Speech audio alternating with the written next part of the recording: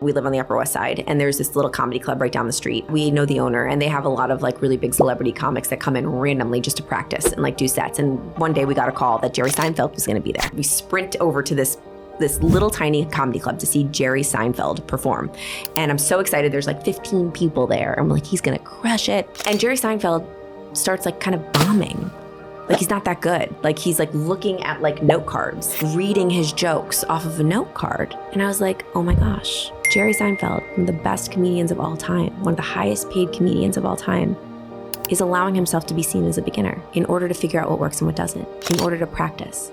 And at that time, I really wanted to be a great speaker, but I couldn't get on a stage all the time. I just couldn't. You don't get on a stage every day. So I couldn't get my reps in and I couldn't practice. And I'm like, I need to be okay with allowing people to see me mess up and be a beginner and practice speaking. I'm just gonna put my camera up there and I'm gonna do my makeup and I'm gonna see who shows up and I'm just gonna practice talking. And I started doing it, and I'm very serious about sticking with commitments that I make. Yes. So I said, no matter what, I'm doing this every day.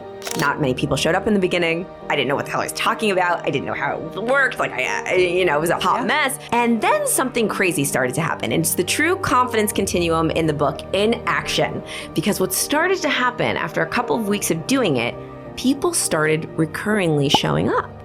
And then they would start to share it and DM me and say, thank you so much for this. This was so great. I'm going to show up again tomorrow. And then people are like, I can't wait. What time are you going live? And then something even crazier happened that I had no idea was going to happen. Now it's not even about me anymore.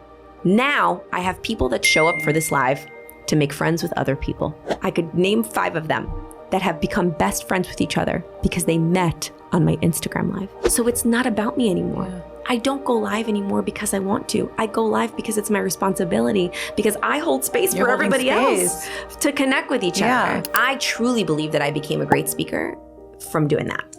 Really? Because I'm practicing speaking every day.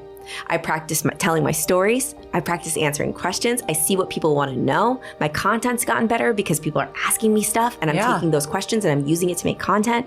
I'm practicing telling every single story that I tell on big stages. I told on an Instagram live first because I figured out how to share it in a messy way while I'm putting eyeliner on. You loved your messy.